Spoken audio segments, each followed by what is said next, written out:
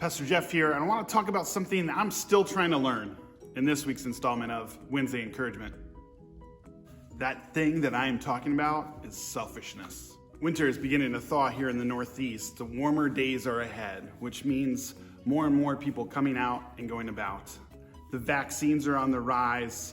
Herd immunity is beginning to happen, so the potential for us to be around one another greatly increases. The ability to be around one another again is more potential for us to be selfish. So I find myself going back to the words of Paul to the church in Philippi. Philippians chapter 2, starting in verse 3, says this: "Do nothing out of selfish ambition or vain conceit. Rather, in humility, value others above yourselves, not looking to your own interests, but each of you to the interests of the others." I do desire to love others the way Christ loves me, but oftentimes I get in the way of myself. I've also found that valuing others above yourselves is more difficult for me when I'm in a hurry.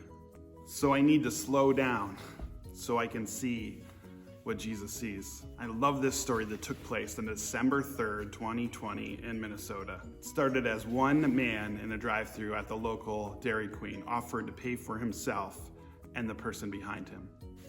2.5 days later, a little over 900 people in a row had paid for the person behind them. When the story broke and went national, I can remember having a conversation with somebody at the time who said, "So really only one person had their meal paid for."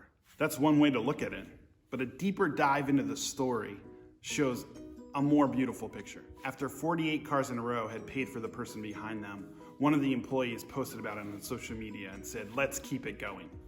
A woman named Heidi saw it, grabbed her kids, jumped in the car because she wanted to be part of the fun. Her reasoning?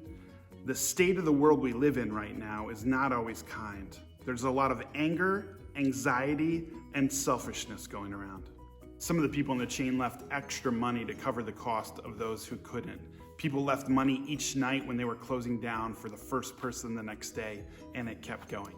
One person who only bought an ice cream paid for a meal costing $50 for the family behind him. In the end, one person didn't have enough money to pay for the person behind them, and the chain ended. So yeah, you could argue that only one person really had their meal paid for. Or you could argue that more than 900 people in a row valued others above themselves. I desire to live like one of those 900 every single day. It's difficult, it's hard, but I know I need to slow down in order to see what Jesus sees in others. When we value others above ourselves, we become a blessing to them. We might not get to see the outcomes of that blessing, but I believe with all my heart it makes the God of the universe smile.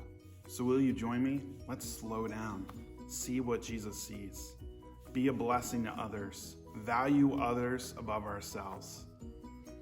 We can do this. We need this. Go in peace.